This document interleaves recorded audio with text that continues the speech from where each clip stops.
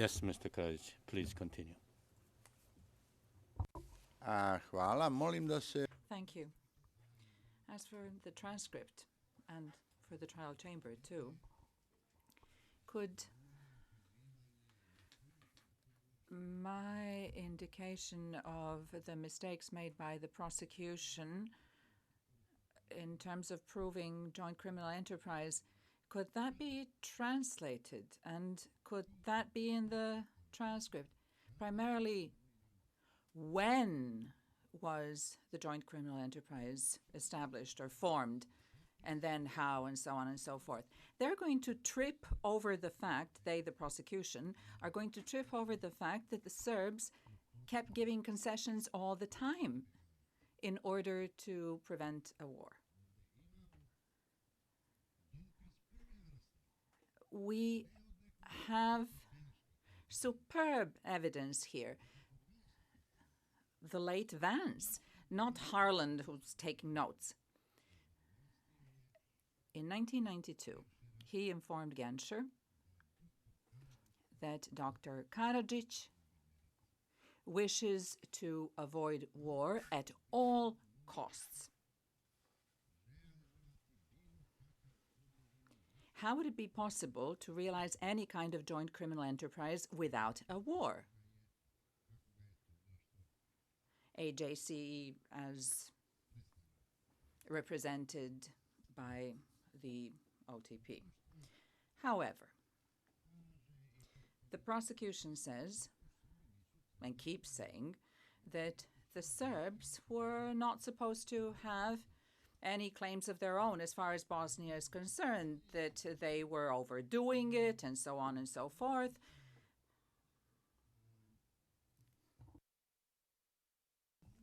The prosecution is referring to some purported interview given by the late Rašković, a friend of mine, a colleague of mine. They say that he gave an interview to UTEL, this TV station that was not exactly objective or fair towards the Serbs. Kako se on razlikovao od mene, on je... They say that he was different from me, that he thought that Bosnia would not be Serbicide, that the Serbs would not suffer genocide in Bosnia. That is in paragraph 118, and it is P6617 on page 2. The late Rašković allegedly said, it would not be Serbophile talking about Bosnia, and it would be Serbophobe, but it wouldn't be Serbocide either. Zašto bi Srbi prihvatili? Why would the Serbs accept that their country, Bosnia and Herzegovina, should be Serbophobe? And who can guarantee that a Serbophobe Bosnia would not become Serbocide at a given point in time? Now let us see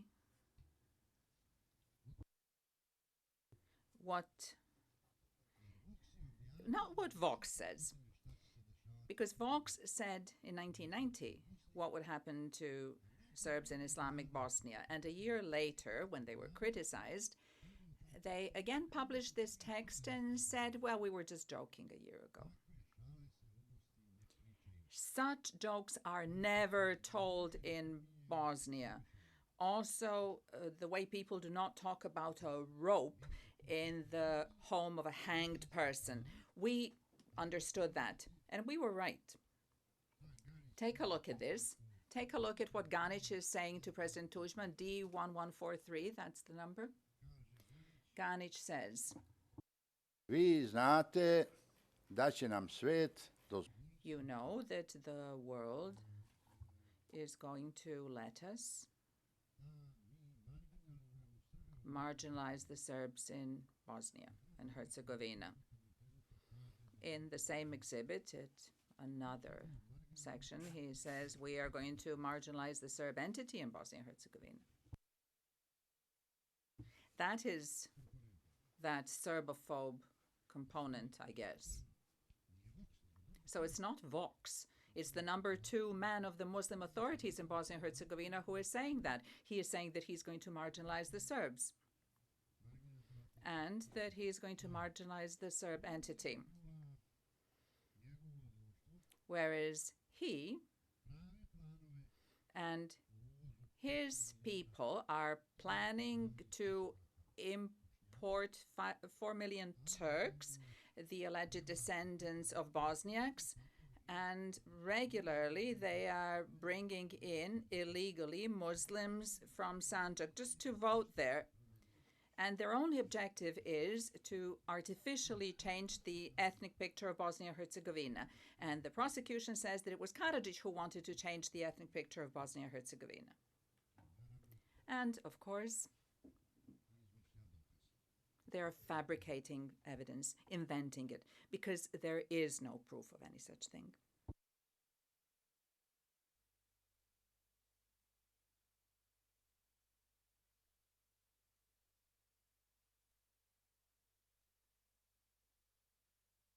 Tužilaštvo redovno pogrešno navodi. The prosecution regularly misquotes words that I uttered somewhere at some point in time. These are mainly political speeches. So this is a clash of opinions, of different views, also struggling in parliament against undemocratic views. And the experts, Donja and Trainer themselves, admit that I was facing major difficulties in Parliament. However, every decision in Parliament was unanimously adopted. It was adopted because it was changed during the debate. The trial chamber has our position in evidence. Democrats find solutions, whereas communists make decisions. That means that the proposal has to be changed until everyone finds it acceptable. That's the essence of democracy. Whereas Donja and Trainer, the prosecution experts, say that they did not see a single proposal of the Bosnian Serbs not get through Parliament. Well, it's because it did not remain unchanged, because it was not imposed on the MPs. Not that anything could have been imposed on them.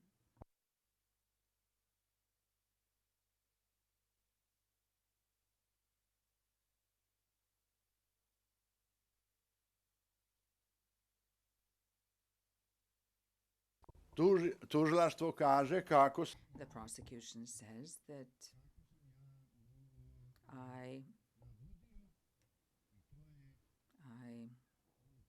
well, that's paragraph 43 of their final brief. Sam ja naveo kako je to... They say that this is a well-known thing. To his followers, that Muslims could not live with others and that population transfer was the solution. The conflict in Bosnia and Herzegovina, this is quotation, conflict in Bosnia and Herzegovina is basically a conflict among peoples. Just as it was in the case between India and Pakistan, and that's nothing new. It resulted in a huge resettlement of the people. Evo kako taj pasus. That's the paragraph. That's what it sounds like. P938. This is what it says.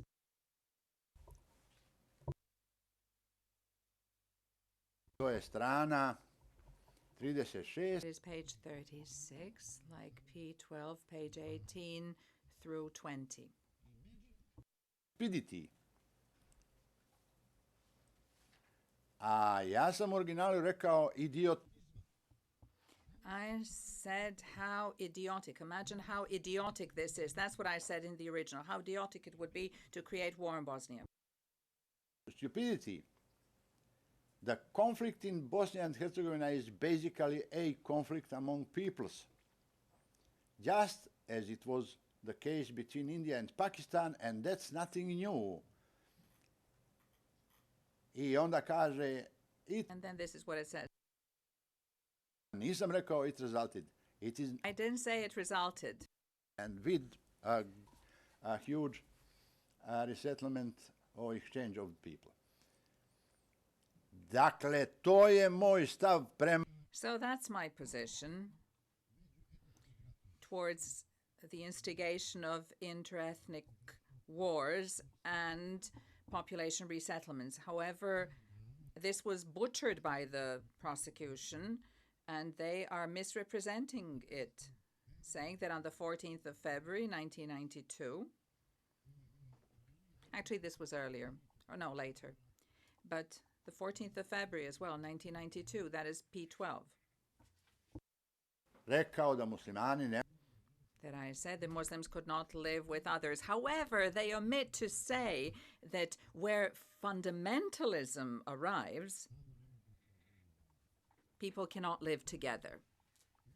And that was the key point, the key sentence. The prosecution says that earlier on I said that we lived together, and so on and so forth. Yes, we lived together. However, I encourage people to live together. And now this thing that I said about fundamentalism. In the meantime, fundamentalism happened. They took power. The SDA gave up on Yugoslavia. They opted for unilateral secession of Bosnia-Herzegovina, even at the expense of peace. They sacrificed peace. The SDA formed a secret army consisting of over 100,000 people in 93 mixed municipalities. We saw all of that. The SDA secretly sent its members to Croatia for training, just as the Ustašas did before the Second World War, to Jan Kapusta in Hungary, where they trained people to slaughter Serbs. Then, after 1 year of a terrible experience, deceit, abuse of institutions, abuse of police powers, then the Serbs realized that when this form of political Islam arrives, that form of government, coexistence becomes impossible. Living together becomes impossible. We can only live one next to the other. We were in favor of living one next to the other, but not within the same political system. If the chamber were to follow what is happening right now in Bosnia-Herzegovina, it is only Serbs that are being tried. And there are video clips of the crimes committed by Muslim generals, and they're not even being indicted. They're putting that off. It's the same political system. And there is that intention of abuse, of subjugating others. That is not recommendable. And that is not conducive to a life together.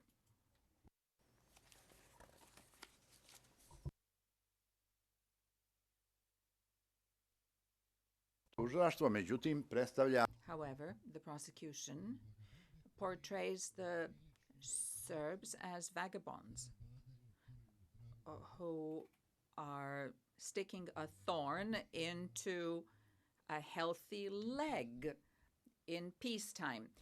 What I quoted is a verse by Njegoš, and Njegoš was indeed abused here. And that is a fact. that the prosecution did not make an effort to get semantic interpretations of our sayings, allusions, irony. When somebody says that we were the most active in having the Muslims move out, and if you do not see that they are actually criticizing the government, that they're not doing anything else. This is what they say about Zvornik Bijeljina. This is irony, this is sarcasm, and the OTP are presenting this as bragging, as boasting.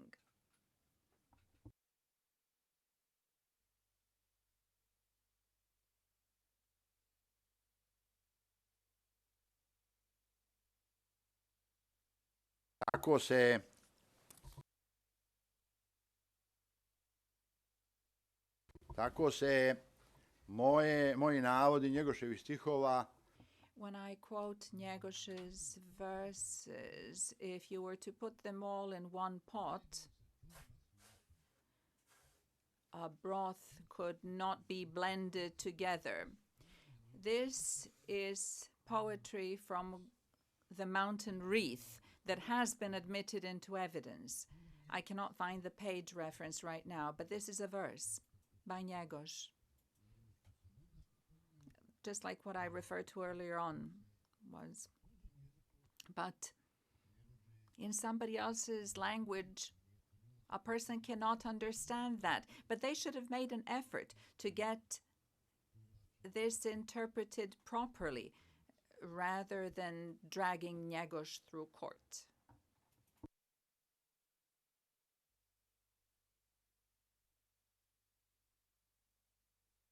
Tužilaštvo kaže u paragrafu 44 In paragraph 44, the prosecution says, when referring to talks within the presidency of Yugoslavia in January 1993, and after the testimony of Minister Jovanović here, the prosecution still abides by their own total misinterpretations of what was said there. Serbs from Serb-claimed areas and maintain a revised ethnic structure persisted after much of the forced displacement and that had taken place.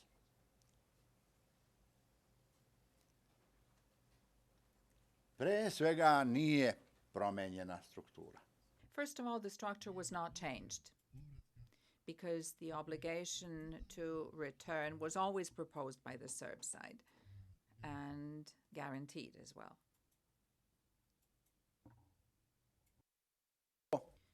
The prosecution takes as a basis for JCE, for which they cannot say who established it and when. They say actually that the essence of this is the Serb intention of removing Croats and Muslims from territories that the Serbs aspire after.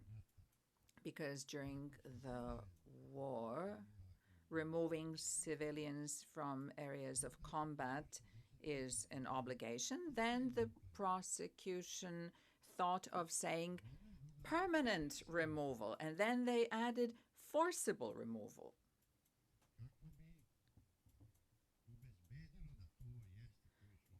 In order to ensure that this indeed constitutes a crime.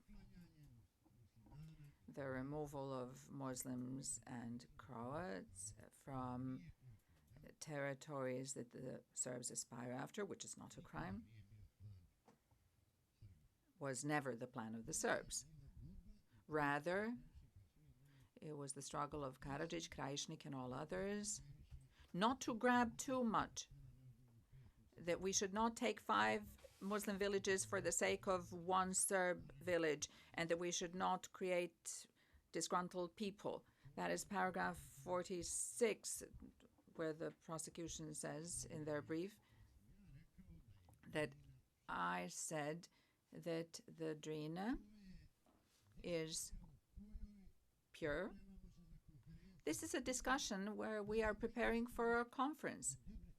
And we are wondering what the conference is going to give us, what they are going to agree to. It doesn't mean clean as in ethnically cleansed. It means clear, that it will not be in dispute. It's not that the Muslims didn't want the Drina. The Muslims wanted the fall of Srebrenica. They wanted to exchange it for Vogoš and Iliash beforehand. Mr. Izetbegović offered that to the people from Srebrenica, however, they refused. So, when we say purely Serb territories, it doesn't mean cleansed Serb territories. It means indubitably Serb territories. Cleansed is not the same as clean or pure. There is a significant difference there. So you can see from the context that I am speaking about what awaits us at the conference in Dayton, what will be accepted, and for what we will have to struggle.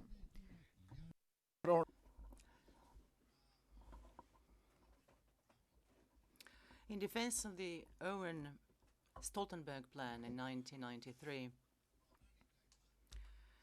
I was defending that plan before the MPs because they were saying some Serb towns and municipalities, 90 or 100% Serbs, are not anymore in the Serb territory, in the valley of the Neretva River, etc. And I told them, look, let's be honest, we also got some places where we were not a majority.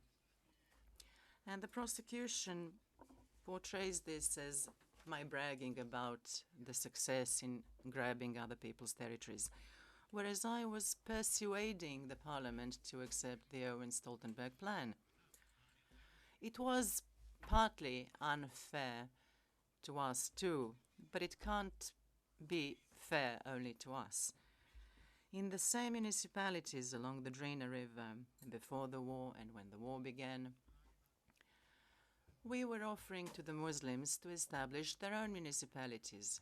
Bratunac and Vlasenica had signed an agreement and made a map, in fact maps. And then somebody from Sarajevo ordered that they be rejected.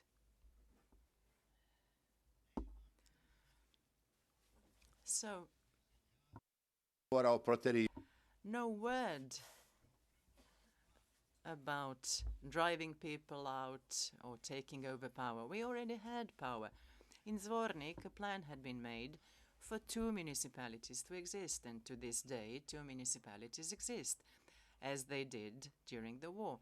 A large part of the Zvornik municipality was always controlled by the Muslims, and we never tried to take that. However, the OTP claims that the Serbs took over Zvornik municipalities, and that's not true. When the war began, then the Serbs took over the town itself, along with the Serb parts, which in peacetime could have had 2 administrative municipalities in its urban core. In reference to Bratunac, it is said that somebody claimed there was no longer a single Muslim left in Bratunac. At that point, the Serbs were controlling only the town and 20% of the municipalities. 80% were in Muslim hands all the way up to October 93. In that way, you can condemn anybody if you do not have the obligation to prove facts. We had to travel to Bratunac through Serbia because there was no direct communication. Everything was occupied, and Podrinje was in the Muslim hands for 1 whole year, occupied by at least 30,000 soldiers. These are their facts. They are in the case file, in evidence. And it was constantly a combat zone. The Serbs were suffering attacks in Podrinje for a whole year, and for a whole year we appealed to them not to go on with it, and that this area would eventually end up in the Muslim entity. In all plans, I always allowed the possibility, and it was always drawn into every plan, the Vance plan and the Owen Stoltenberg plan.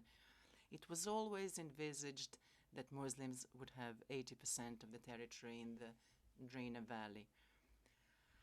That was envisaged, and it would have been so had they not opted for war. We will discuss Srebrenica tomorrow. Your Excellencies, I have to point out the chronology of events. The Muslims set fire to the valley of the Drina River at the very beginning of the month of April. The crisis was created there on the 31st of March.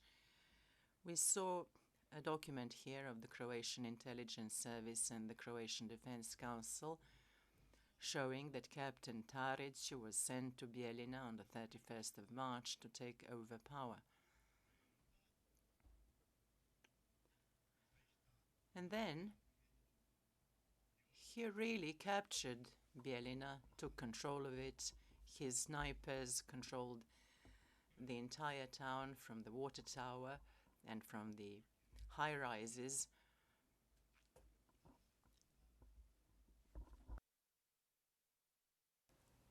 The first victims fell, including a woman on her balcony.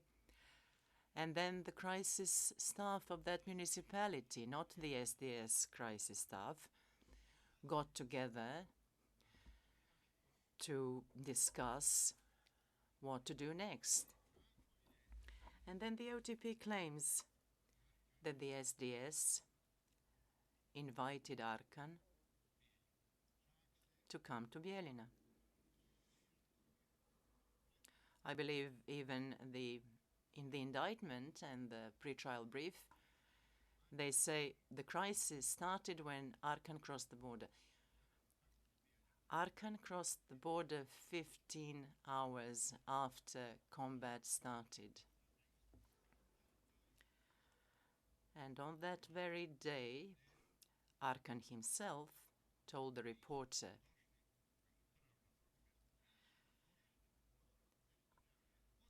quote, "We came at the invitation of the Territorial Defense of Semberia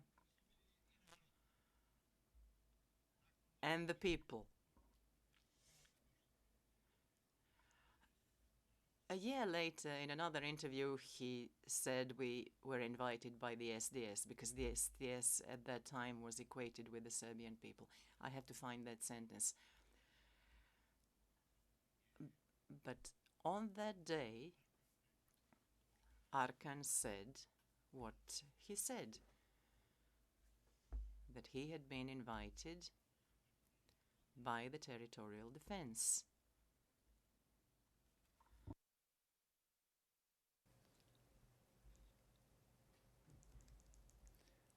Teritorijalna odbrana Semberije. The territorial defense of Semberia. To se ne samo da And of course,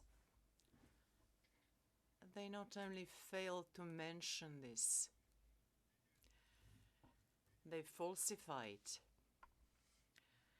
And the prosecution chooses what he said 2 years later to present as the truth, not what he said on that very day. At the same time, and this is happening on the 31st of March, Karadžić has no power at all. There is still a joint presidency in place. Biljana Plavšić and Fikret Abdić go at that time to Bijeljina to take care of the situation on behalf of the presidency of Bosnia-Herzegovina, not on behalf of the SDS. And all this was going on a few days after the massacre against Serbs in Sjekovac, in Bosanski Brod. And what does it have to do with Radovan Karadžić or the SDS? And it is overlooked that the party crisis staff is something quite different to the crisis staff of the municipality. And 5 years into this trial, they keep insisting that the crisis staff of the party grew later into the crisis staff of the municipality as a state agency. Yes, the same people were gathered in it, but it's not the same thing. And in Bijeljina, there is absolutely no doubt who started it, who started the fighting and the crisis, and with what intentions. Also overlooked is the fact that among the 42 or so casualties, less than 10 Serbs were included. But that's only because the Serbs had escaped and the Muslims had checkpoints around the town. They were exposed to bullets, to fire.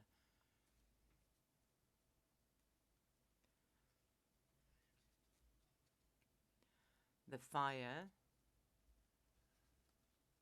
that was opened in response to their fire. I ask for your indulgence until I find the number of the document.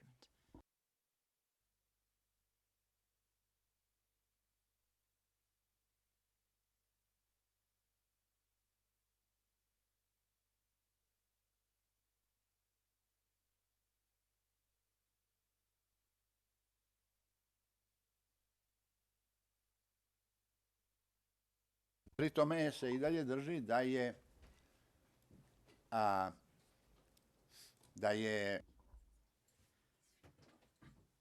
And they keep insisting that the SDS took over power in Bijeljina on some day in April, the 2nd or the 3rd of April, after this conflict began.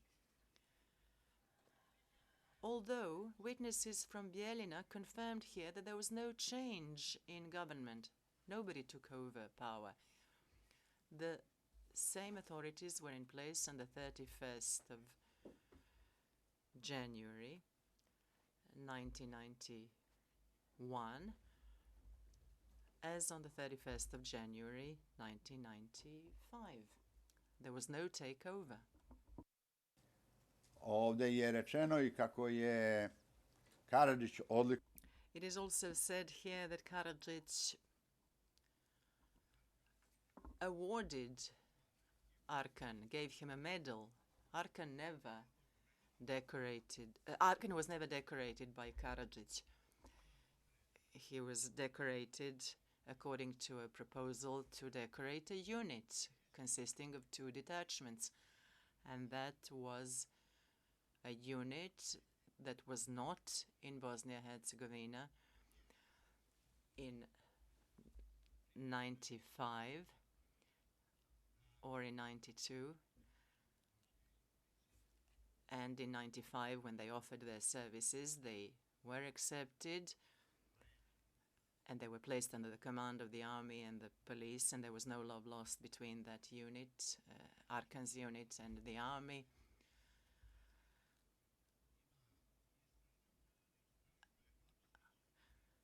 The prosecution claims that Karadžić had the judiciary, the investigating authorities, police, etc. He could have made arrests and punished people. The president did not have such powers. Kovac was asked here, if you had the authorities, the agencies, why didn't you tell the president so that he can do that? And he said, no, that's not the president's job. He didn't have such powers. He organizes work in state authorities. He cannot interfere with the work of the ministries if the ministries are not doing their job. If they are doing their job. If they are not, then he can tried to reorganize them. However, the prosecution did not even care to look into the constitution and the legislation that governs the conduct of the President of the Republic. But they do accept the remark of one Prime Minister saying that the ministers of the army, police and justice did address the President.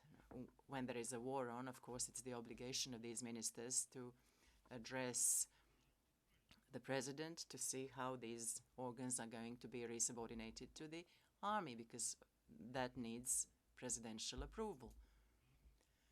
The prosecution claims there is evidence that Arkan had committed crimes, but they didn't show that evidence. They want the President to make arrests and judge people based on their reputation. We had a lady witness here from Grbavica who had seen Voivoda Aleksić accompanying Dr. Šešelj, and she jumped up and said, "Here is Voivoda Aleksić." I asked her, "Do you know of any crime committed by Aleksić?" She said no. Aleksić has a reputation because he is called Voivoda and he has a long beard, but he is an honest man, modest and humble man. Or concerning this Vlaske from Iliash, who was unpleasant to Unprofor and the monitors, he didn't care for them, he didn't like them, he thought they were partial. But there is no crime. However, the President is supposed to judge people based on their reputation. Concerning Šešelj, who was so attentive to the Muslims, he had in his main board of the Radical Party so many Muslim members. His deputies always defended Muslims.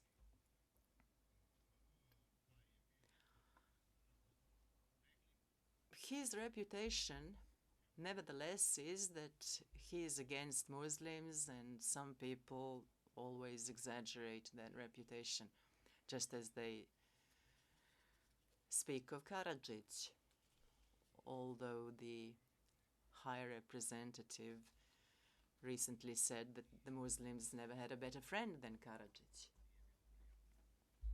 The High Representative INCO. Somehow this got swept under the carpet, although I was really a true friend to the Muslims, even to Mr. Izetbegović.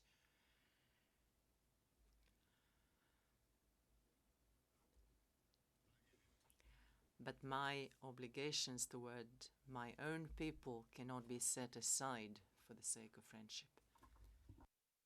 In 1995, Arkan's unit or Arkan did not commit any crimes against anyone except Serb deserters.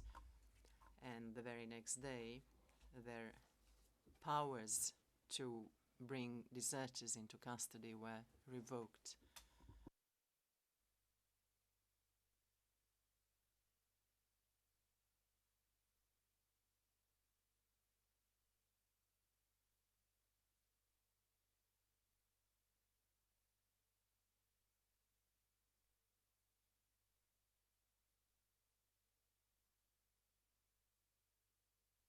Počeo sam sa Drinom. Početkom aprila, znači. I began my speech with Drina. Until at the end of March, while the joint state was still in place, the Patriotic League and the Green Berets were setting municipalities along the Drina on fire with a clear aim to bring UN forces to the Drina and cut off Bosnia from Yugoslavia. Although recognition, international recognition, was already promised. It was expected on the 6th of April. It was already on the horizon. They proclaim general mobilization. Which kind of world could recognize a country in which a general mobilization is going on?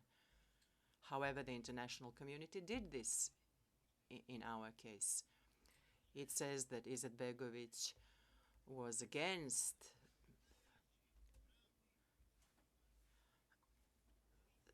such a Bosnia-Herzegovina that was moving towards independence.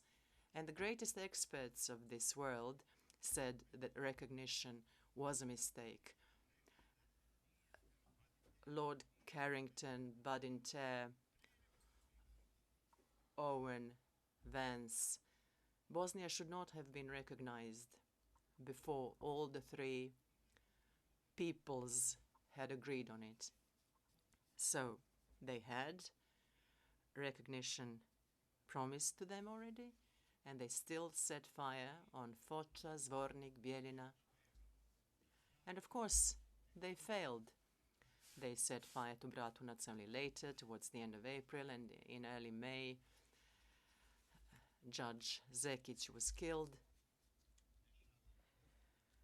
And that's when what happened in Podrinje. Podrinje was divided, and several municipalities fall into Muslim hands, as well as 80% of other municipalities, and large armed forces are on the attack every day. In May, after the withdrawal of the Yugoslav People's Army,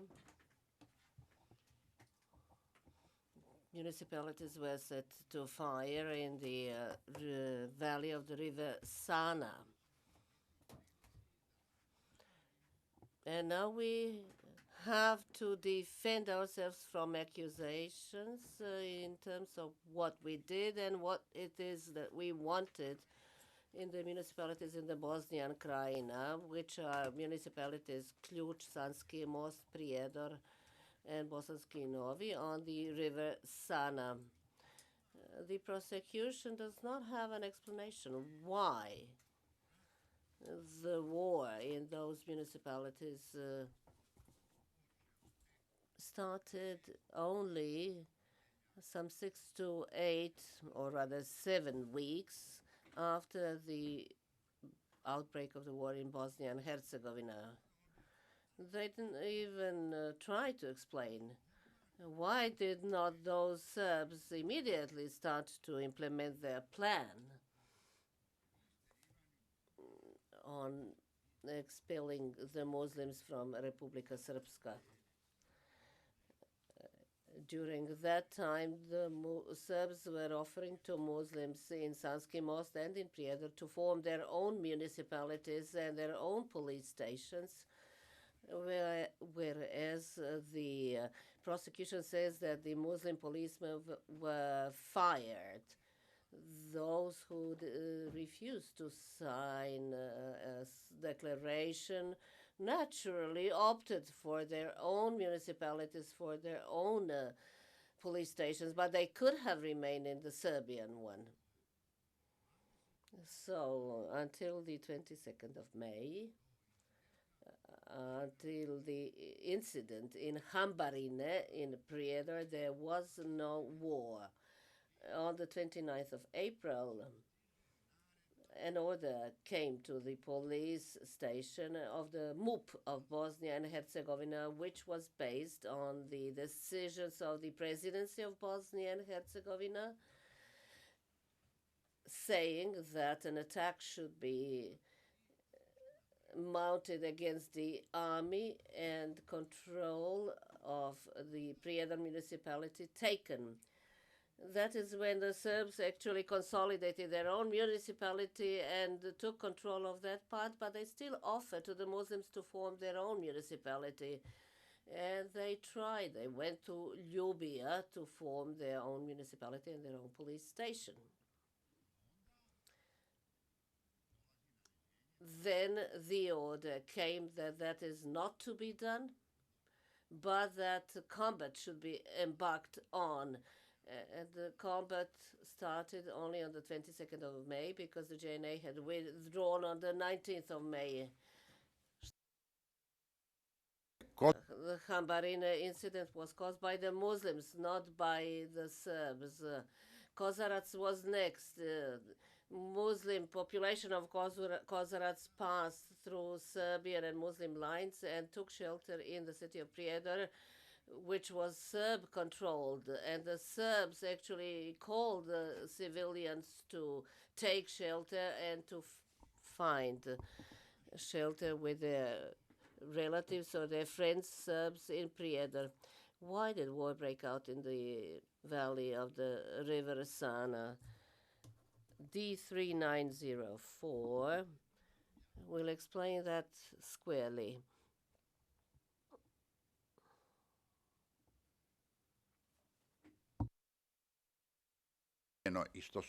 Because it was ordered and because at the headquarters in Sarajevo they were angry. Why were negotiations being conducted there with the aggressors? And the aggressors, of course, were hailed from Bosnia, born and bred in Bosnia, Serbs. And this is what Sefer Halilović had to say on the 9th of December 1992. Oh, sorry, interpreter's correction, on the 10th of September 1992. In the Bihać region, with full attention and in organizing its embryo, the Patriotic League, I was in the region personally on 6 occasions. Therefore, the situation in the wider region from the pre-war days till today is completely familiar to me. I was even in a position to alert the government organs in that region that armed combat was being obstructed since they waited rather long. And while war was raging in all of the Republic of BH, in this region, they were still negotiating with the aggressor.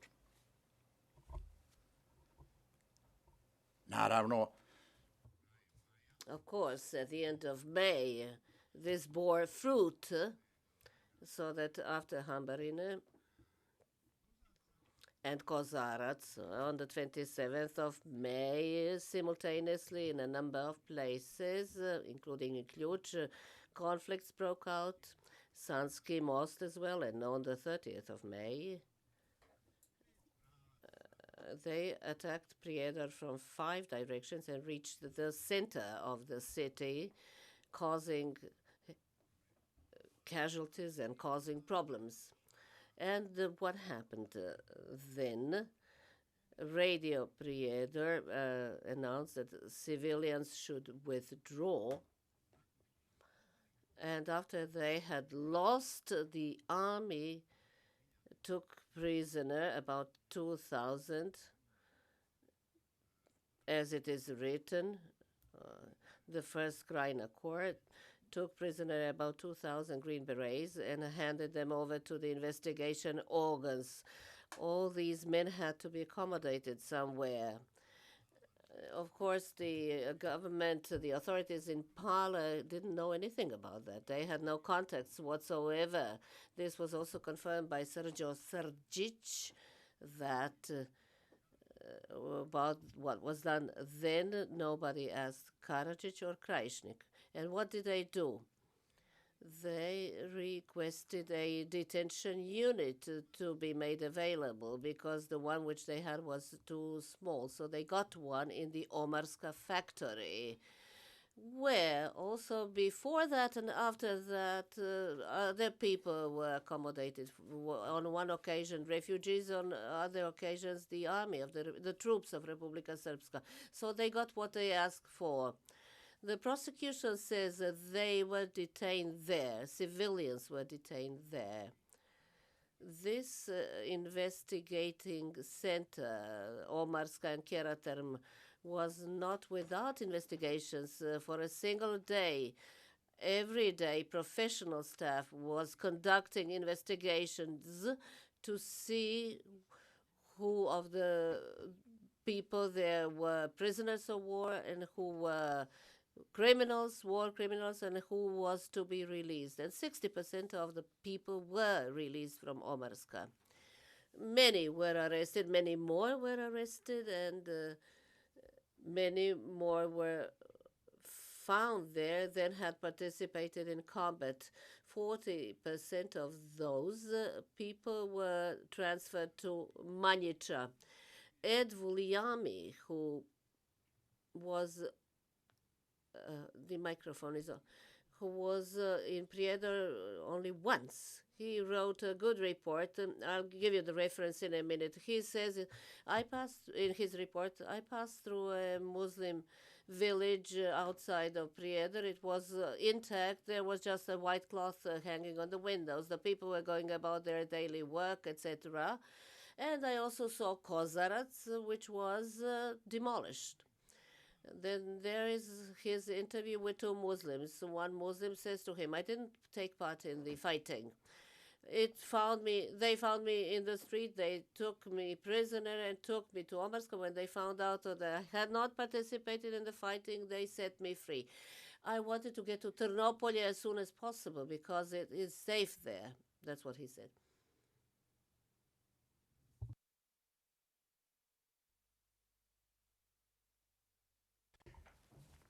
A drugi Muslim. The second Muslim said, I fought. And when I saw that we were losing, I fled home. I took off my uniform and I saw to it that I got to Ternopolje as soon as possible because it was safe there. So two Muslims came to Ternopolje in two different ways, both of their own volition, not gladly, of course. The OTP is distorting things. Nobody says that people were glad to leave their homes and their places of residence and to the reception center, but they did leave of their own free will in two ways. Two Muslims. In the report by Ed Vuliami, that can certainly not be said to have been inclined towards the Serbs. He describes how people reached Omarska and how people were released from Omarska. And there were professionals there working every day and nobody interfered with their work. The police and the judiciary conducted the screening in terms of who was to be released and who was to be prosecuted and who would be a POW. So these are three variants. On the first day here, the prosecutor said that some people were investigated. Maybe it was not the first day, but at any rate. And then it goes on to say if it was established that they were not criminals, they would be released. No, they would not be released. There are two kinds of prisoners of war, those who are captured and will be exchanged because they are not guilty of any criminal offense, and those who are taken prisoner but have committed a crime and they will be prosecuted. Why would they be released? Because they would fight again. It is legitimate to actually take the enemy prisoner until the conflict ceases and until an exchange is conducted and until the NATO bombardment ceases. I never said, sorry, that it was a precondition for it to state, but to cease. But no exchanges are to be made before it ceased. So that this is also mischaracterized. Prijedor is not on the confrontation line. The fighters who attacked Prijedor are not an army. According to the law of war, they have no rights at all because they are not a unit that is designated and marked. They are mostly in civilian clothes and they are active in the depth of our territory. Anywhere in the world, that is called terrorists. But anyway, they were treated as POWs. But in Prijedor, in 1994, there were sufficient Muslims to massacre 6 Serb policemen and a sufficient number of Muslims to ask me to let 80 trucks a day leave Prijedor a day. I refused that, of course, and let about 5 trucks per day leave. That's also in the record. So, until the end of the war, terrorist groups in dugouts, in the woods, in their hideouts, and in deserted houses existed and were active, operated, and they killed, according to this pattern, let's kill Bojo Indjic and set his house on fire. We have proof of that here. And then they would say, we have killed Bojo and we set his house on fire. We also wanted to kill Grozdana, but she fled through the window, but we did burn her house. So what army are we talking about? These are terrorist groups deep in the depths of our territory, killing as they saw fit and whom they liked. We have proof about dugouts, about the combats, about the civilian Serbian victims. So in Prijedor, to which I sent Penny Marshall and the other journalists, it was not the way it is portrayed by the prosecution here. There were crimes. Stražar koji But in a shift, a guard who abuses his position stops to be that when his superior arrives, namely the immediate superior is to prevent such acts, and it is prevented by the state. That is my man who is preventing his subordinate from taking such action. That is my man doing the prevention. We have hundreds of examples. Here we have a testimony say we were shut off in the municipality, not in the detention center. And then the criminals came and they injected some yellow gas. And the moment they turned their backs, the police took us out. And you will find, Your Excellencies, examples of this kind, that the next level, the next superior level actually saw to the rights of the civilians and of the prisoners and fought against crimes and misdeeds of their subordinates, of which there was a number, unfortunately, as is the case in every civil war. Please warn me of the time. I'm not quite sure. Can I go on now? It is convenient. We'll take a break now. Resume at 11:40. All rise. We will leave it.